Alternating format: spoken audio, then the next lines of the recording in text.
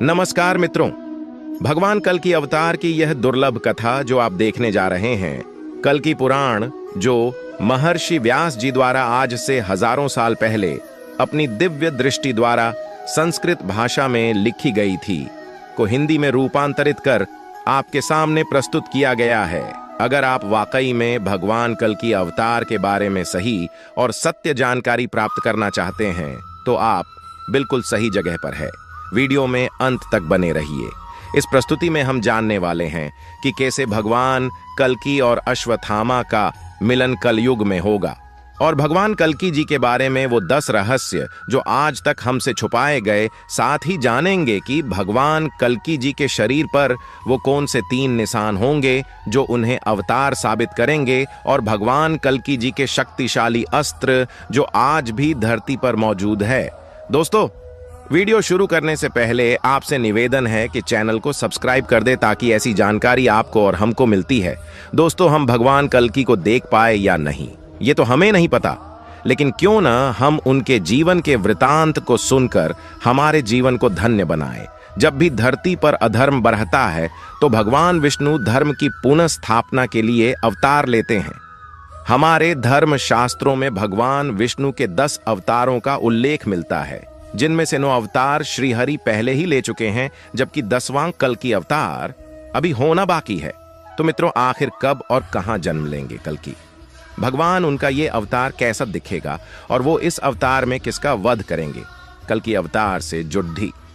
पहली बात यह है कि भगवान विष्णु का यह एकमात्र ऐसा अवतार है जिसके जन्म लेने से पहले ही उनकी जयंती मनाई जाने लगी है। दरअसल भगवान कल्कि के जन्म को लेकर कई मत हैं।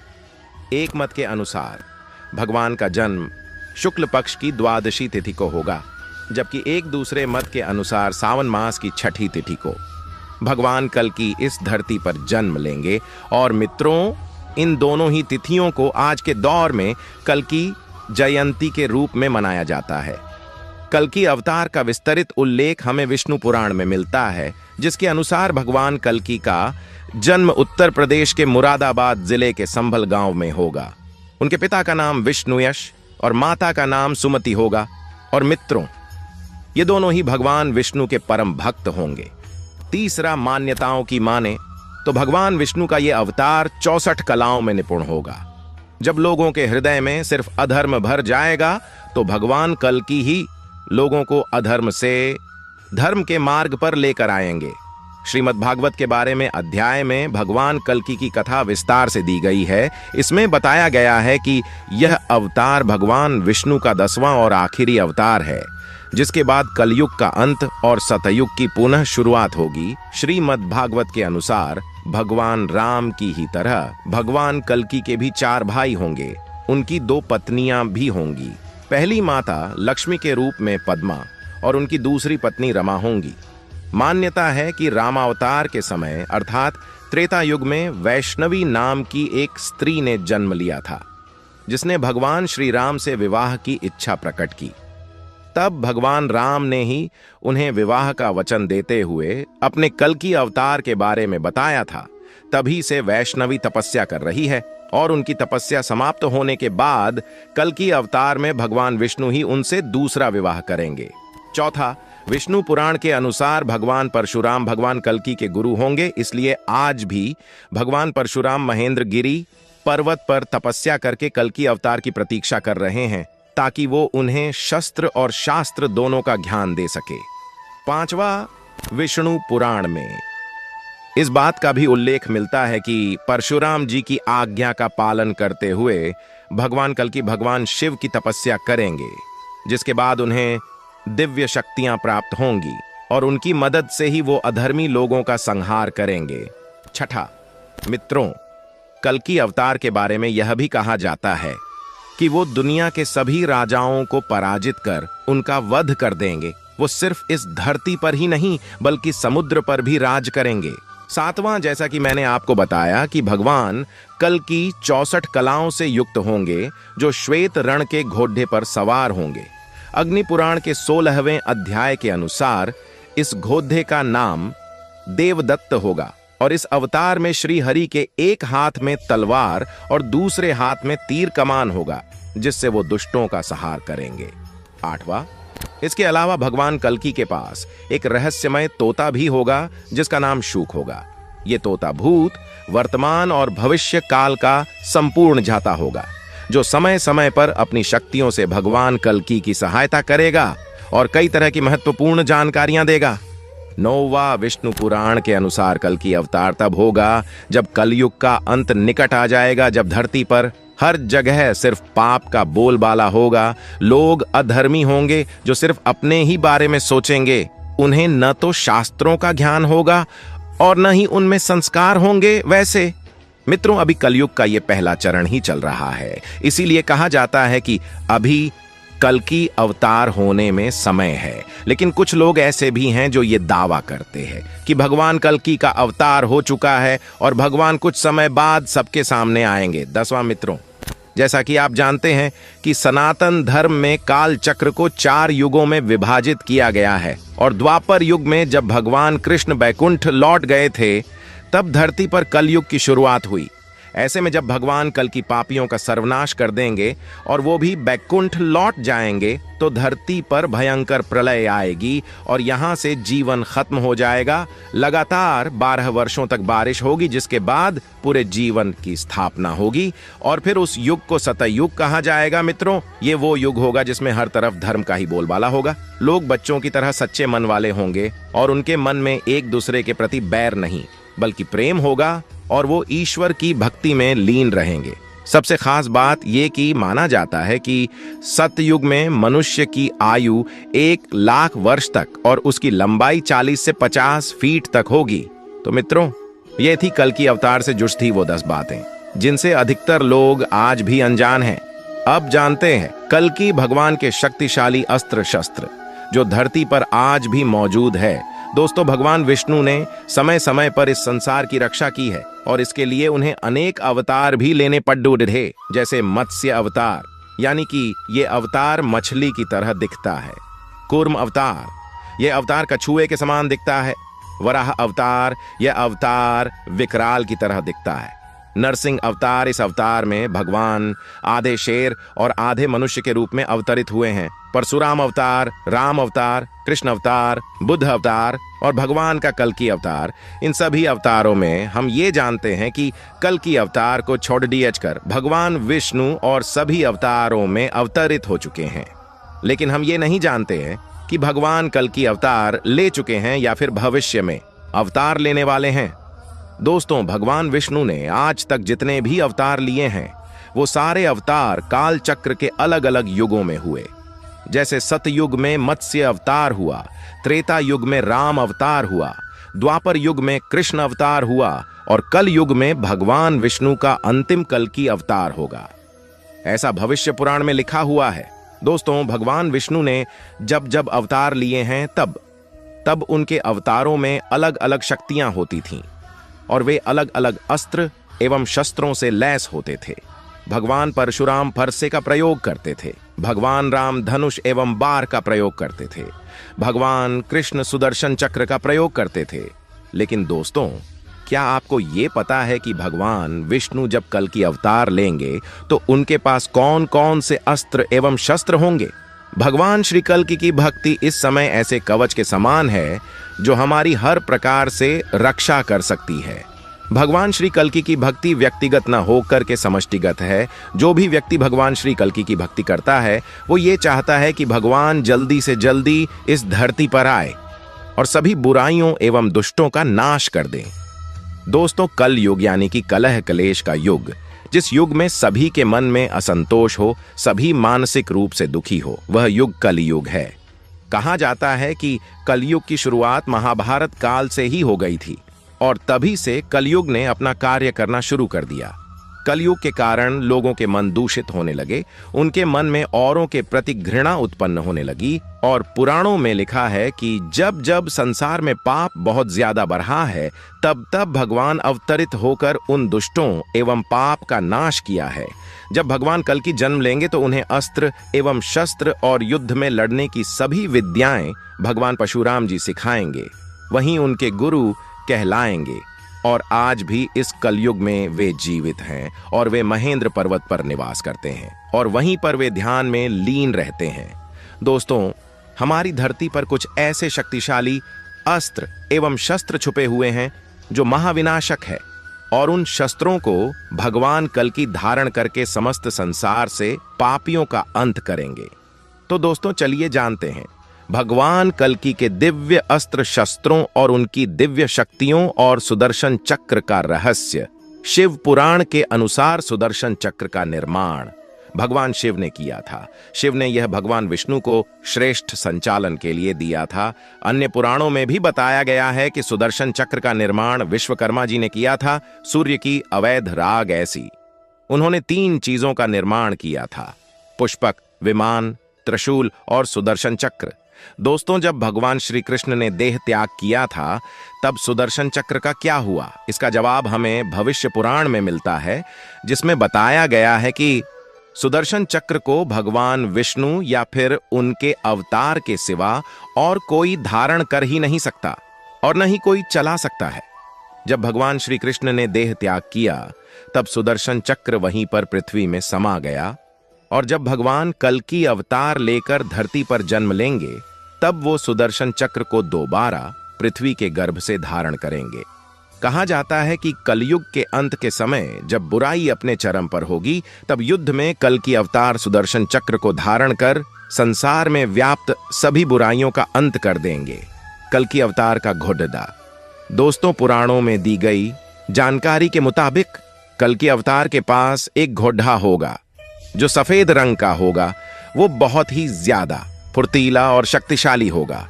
उसका नाम देवदत्त होगा और उसी पर सवार होकर भगवान कल्कि पापियों का अंत करेंगे। कर्ण का कवच धारण करेंगे कल्कि अवतार।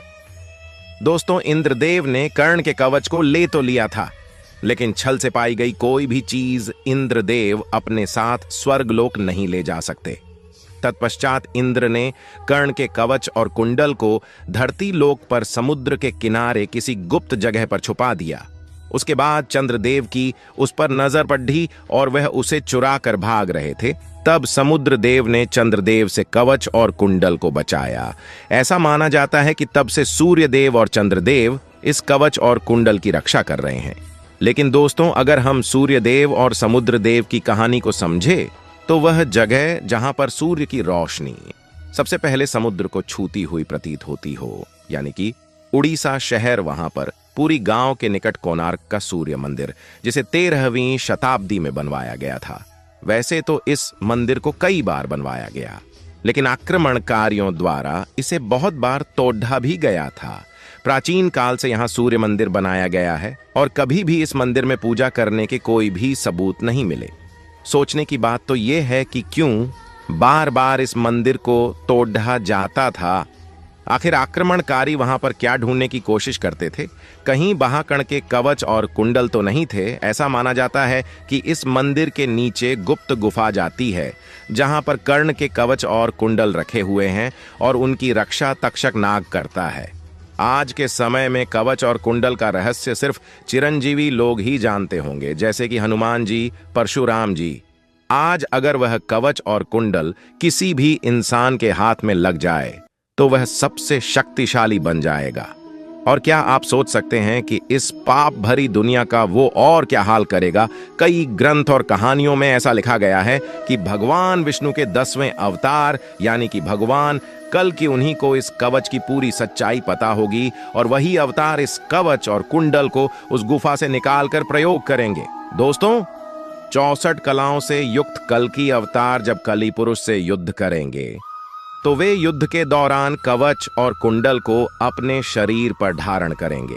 उस कवच और कुंडल में इतनी शक्ति होगी कि वो कल्कि अवतार को बढ़े से बढ़े अस्त्र शस्त्र और ताकतवर से भी ताकतवर हथियार से बचाएगा और तब जाकर महाबली महाशक्तिशाली श्री कल्कि भगवान कली पुरुष जैसे महाशक्तिशाली असुर का वध करेंगे। कल्कि अवतार और ब्रह्म पदार्थ का रहस्य। दोस्तों, जगन्नाथपुरी मंदिर देश का यह ऐसा अनोखा मंदिर है जहां भगवान जगन्नाथ, उनके भ्राता बाल भद्र और उनकी बहन सुभद्रा की काठ की यानी कि लकड़ी की मूर्तियां विराजमान है। इस मंदिर की अनेक ऐसी मान्यताएं और विशेषताएं हैं जो आज भी लोगों के लिए रहस्य बनी हुई है। दोस्तों, इस मंदिर से जुड़ी एक मान्यता यह है कि जब भगवान जगन्नाथ यानी कि भगवान कृष्ण ने अपने शरीर का त्याग किया था और उनके अंतिम संस्कार के दौरान उनका पूरा शरीर पंच तत्वों में विलीन हो गया था, परंतु उनका देह का एक भाग शेष रह गया और वो था उनका हृदय। लोगों की मान्यता है कि भगवान श्री कृष्ण का हृदय एक जीवित व्यक्ति की भांति धड़कता रहता है और वो आज भी भगवान जगन्नाथ की मूर्ति के अंदर सुरक्षित है। दोस्तों, पुरी स्थित जगन्नाथ मंदिर में तीनों मूर्तियों को प्रत्येक 12 वर्ष में एक बार बदलने की प्रथा है, अर्थात पुरानी मूर्तियों के स्थान पर नई मूर्तियां हर 12 साल बाद बदल दी जाती है। हालांकि इस मंदिर में मूर्तियों को बदलने से जुड़ा एक बहुत ही दिलचस्प किस्सा है। जिस समय पुरानी प्रतिमाओं के स्थान पर नई प्रतिमाएं रखी जाती है, उस समय पूरे शहर की बिजली काट दी जाती है। मंदिर के चारों तरफ घोर अंधकार कर दिया जाता है। यहाँ तक कि मंदिर के परिसर और बाहर की तरफ CRPF के जवानों को तैनात कर दिया जाता है। जिस समय मूर्तियां बदली जाती है, उस समय मंदिर के अंदर सिर्फ उन्हीं पुजारियों को मंदिर में जाने की अनुमति होती है जिन्हें मूर्तियां बदलनी होती है। यहाँ तक कि मूर्तियों को बदलने वाले पुजारियों की आंखों पर पट्टी बांध दी जाती है और हाथों में दस्ताने पहनाए जाते हैं। यह प्रक्रिया पूरी होने के उपरांत ही प्रतिमाओं को बदलने का कार्य किया जाता है। मूर्तियों को बदलने के साथ ही एक ऐसी चीज है जो कभी नहीं बदलती, और वो है ब्रह्म पदार्थ। मूर्तियों को बदलने के दौरान पुरानी मूर्ति से ब्रह्म पदार्थ को निकालकर नई मूर्ति में लगा दिया जाता है। वास्तव में ब्रह्म पदार्थ क्या है, इसके बारे में अभी तक किसी के पास कोई भी जानकारी नहीं है। सभी को सिर्फ इतना मालूम है कि यह ब्रह्म पदार्थ वर्ष में इस मूर्ति से निकालकर उस मूर्ति में लगा दिया जाता है। ब्रह्म पदार्थ को लेकर मान्यता यह भी है कि यदि किसी ने इसे देख लिया तो उसके शरीर के चिट्ठे उड़ जाएंगे। कुछ लोगों का मानना है कि इसे देखने वाले व्यक्ति की तत्काल मृत्यु हो जाएगी।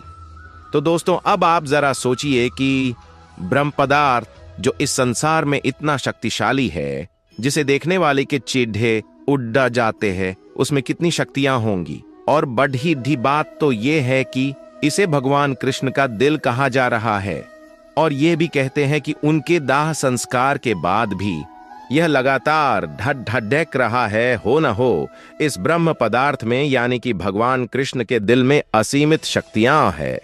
कुछ लोगों का कहना है कि कहीं इसका संबंध कल्कि अवतार से तो नहीं है, क्योंकि इतने शक्तिशाली ब्रह्म पदार्थ को भगवान के अवतार के अलावा और कोई संभाल ही नहीं सकता। और कुछ लोग बताते हैं कि जरूर भगवान कल्कि इस ब्रह्म पदार्थ की सारी ईश्वरीय शक्तियों को खुद में समाहित कर लेंगे। तो दोस्तों, अब जानते हैं कि आखिर अश्वत्थामा से कब मिलेंगे कल्कि अवतार। क्या सचमुच कलयुग के अंत में कल्कि अवतार की सहायता करेंगे अश्वत्थामा महाभारत के युद्ध का वो योद्धा जिससे शायद ही कोई अनजान होगा। अश्वत्थामा गुरु द्रोणाचार्य के पुत्र थे। जन्म के समय रोते हुए मुख से घोड़े की हिन आने की आवाज आने के कारण द्रोणाचार्य ने इनका नाम अश्वत्थामा रखा। पुराणों की माने तो अश्वत्थामा के अभी तक कल युग में जीवित होने के कई सारे किस्से और प्रसंग आज भी मिलते हैं। कहते हैं वह स्वयं भगवान शिव के रौद्र रूप का एक अंश थे। अश्वत्थामा को मिले श्राप का किस्सा तो आप सब जानते ही होंगे। महाभारत के युद्ध के अंतिम समय भीम द्वारा दुर्योधन को हराकर उसकी जांग तोड़ दी गई थी। तब पांडव वहां से अपने शिविर की ओर निकल गए थे। दुर्योधन और अश्वत्थामा दोनों के बीच वार्तालाप हुआ और अश्वत्थामा ने कुकर्म की नीति बनाई, जिसमें उन्होंने एक रात पांडवों के शिविर में घुसकर पांडवों की हत्या करनी चाहिए, जिसकी भनक भगवान श्री कृष्ण को पहले ही लग चुकी थी। इसलिए भगवान श्री कृष्ण उस रात सभी पांडव भाइयों को किसी विशेष काम से ले गए। तभी पीछे से अश्वत्थामा ने शिविर में घुसकर पांडव समझकर उनके पुत्रों की हत्या कर दी और सभी शिविरों में आग लगा दी। साथ ही साथ उन्होंने अपने पिता गुरु द्रोणाचार्य के हत्यारे यानी कि धृष्टद्युम्न को भी खत्म कर दिया। तभी वहां पर अर्जुन और बाकी पांडव पहुंचे, जिन्हें वापस आता देख अश्वत्थामा ने एक घास का दिनका उठाकर ब्रह्मशिर अस्त्र का सर्जन किया और पांडवों की ओर प्रहार किया। तभी अर्जुन ने भी ब्रह्मशिर अस्त्र को अपनी ओर आते हुए देखा तो अर्जुन ने भी ब्रह्मास्त्र का उपयोग किया। अब ऐसी परिस्थिति उत्पन्न हो गई थी कि दोनों महान योद्धाओं के शक्तिशाली अस्त्र आमने सामने थे। यदि इनका मिलाव हो जाता या आपस में टकरा जाते तो पूरे संसार का विनाश निश्चित था। इस भीषण विनाश को रोकने के लिए भगवान कृष्ण ने दोनों ही योद्धाओं को होने वाले विनाश की चेतावनी देते हुए अपने अपने शस्त्रों को पीछे लेने के लिए कहा। भगवान कृष्ण के कहने पर अर्जुन ने तो अपना शस्त्र पीछे ले लिया, लेकिन अश्वत्थामा को इस विद्या का कोई भी ज्ञान नहीं था। इसीलिए अश्वत्थामा ने अपना शस्त्र उत्तरा के गर्भ की ओर मोड़ दिया। उत्तरा अभिमन्यु की पत्नी थी, जिनसे उन्हें जल्द ही एक संतान प्राप्त होने वाली थी। अश्वत्थामा के शस्त्र की बदौलत उत्तरा का गर्भ नष्ट हो गया, लेकिन बाद में भगवान श्री कृष्ण के द्वारा उस बालक को पुनः जीवित किया गया, जिसका नाम परीक्षित पढ़ा, जिसने आने वाले समय में पांडवों के साम्राज्य को चलाया। लेकिन उसी समय भगवान श्री कृष्ण अश्वत्थामा पर पूरी तरह से क्रोधित हो उठे। उन्होंने अश्वत्थामा को श्राप दिया कि तुम अपने शरीर पर अनगिनत घाव लेकर युगों युगों तक जंगलों में भटकते रहोगे, परंतु तुम्हें मृत्यु तक नसीब नहीं होगी। इतना कहकर भगवान श्री कृष्ण ने अश्वत्थामा के माथे से उसकी शक्तिशाली मणि छीन ली, जो कि अश्वत्थामा की शक्ति का स्रोत था। ऐसे भयानक श्राप को लेकर अश्वत्थामा वहां से चला गया। परंतु अब सोचने वाली बात यह है कि महाभारत के युद्ध में अश्वत्थामा से भी बढ़े पाप करने वाले कई सारे लोग मौजूद थे, परंतु फिर भी अश्वत्थामा को इतनी बढ़ी सजा क्यों मिली, तो कई पुराण बताते हैं जब कलयुग अपने अंतिम समय पर होगा, कलयुग का राक्षस कली पुरुष चारों ओर अधर्म फैला रहा होगा, तब भगवान विष्णु का अंतिम अवतार यानी कल्कि अवतार जन्म लेंगे और उसकी सहायता हेतु 7 चिरंजीवी योद्धा कल्कि अवतार के साथ आएंगे, जिनमें से एक चिरंजीवी योद्धा होंगे अश्वत्थामा। वहीं बढ़े झानी और पुराण बताते हैं कि कृष्ण द्वारा अश्वत्थामा को कुशाप देना मात्र एक जरिया था, परंतु भगवान श्री कृष्ण का उद्देश्य बिल्कुल अन्य ही था। कली पुरुष चारों युगों में सबसे अधिक शक्तिशाली राक्षस के रूप में जन्म लेगा, जिसके अंत हेतु कई प्रकार की शक्तियों की आवश्यकता होगी। इस बात का ज्ञान भगवान श्री कृष्ण को शायद पहले ही था। इसी कारण से भगवान श्री कृष्ण ने अश्वत्थामा को श्राप दिया, जिससे समय आने पर अश्वत्थामा कली पुरुष का अंत करने में कल्कि अवतार जी की सहायता कर सके। कहा जाता है कि एक समय ऐसा भी आएगा जब कली पुरुष की सेना से युद्ध लड़ने के लिए कल्कि अवतार को एक सेनापति की आवश्यकता पड़ेगी और उस कमी को पूरा करेंगे अश्वत्थामा। इसके साथ उनकी शक्ति स्रोत यानी उनकी मणि उन्हें वापस प्राप्त होगी और इस बार वो अधर्म नहीं बल्कि धर्म का साथ देंगे। यही एक कारण है जिसके कारण श्री हनुमान जी साथ ही श्री परशुराम आज तक अजर अमर है। कुल मिलाकर 7 चिरंजीवी आज भी जीवित है और उनके जीवित होने के सबूत भी मिलते हैं। जब कली पुरुष चारों तरफ अंधकार फैला देगा और साथ ही अधर्म का बोलबाला होगा, उस समय कल्कि अवतार इस धरती पर जन्म लेंगे। भगवान परशुराम द्वारा उन्हें शिक्षा प्रदान होगी और उसके बाद उनकी भेंट होगी स्वयं अश्वत्थामा से। मित्रों, अब जानते हैं कलयुग में भगवान कल्कि के शरीर पर कुछ ऐसे चिन्ह होंगे जिनसे हम यह झांत कर पाएंगे कि यही कल्कि भगवान है। जब किसी भी महान पुरुष की पहचान करनी होती है तो तब हम उनकी पहचान उनके गुणों और उनके कर्मों से की जाती है। इसके अलावा उनके शरीर पर ऐसे कुछ खास चिन्ह भी होते हैं जिनसे हम उनका पता लगा सकते हैं। इसी तरह से भगवान कल्कि की भी एक अलग पहचान होगी। कलयुग के समय में हम भगवान कल्कि के कार्यों से तो अवगत हो जाएंगे। वह कली राक्षस से युद्ध करेंगे और कल युग में वो सभी अधर्मों का विनाश कर धरती को पापों से मुक्त कर पाएंगे, परंतु उनके शरीर पर कुछ ऐसे खास निशानियां होंगी जिनसे हम उनको पहचान सकते हैं। भगवान विष्णु हर युग के अंतिम समय में जन्म लिया है। त्रिदेवों में से भगवान विष्णु का कार्य यह है कि सृष्टि का पालन करना। जब भी इस धरती पर जन्म लेते हैं तब विशेष शक्तियों के साथ जन्म लेते हैं। कल युग में भगवान विष्णु कल्कि अवतार लेंगे इस धरती पर जन्म लेकर और इस धरती को पापियों से मुक्त करेंगे, तभी बुराइयों का अंत होगा।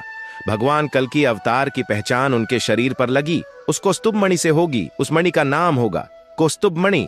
यह कोई साधारण मणि नहीं है, इसे स्वयं भगवान विष्णु धारण करते हैं। इस मणि की उत्पत्ति समुद्र मंथन के दौरान हुई थी।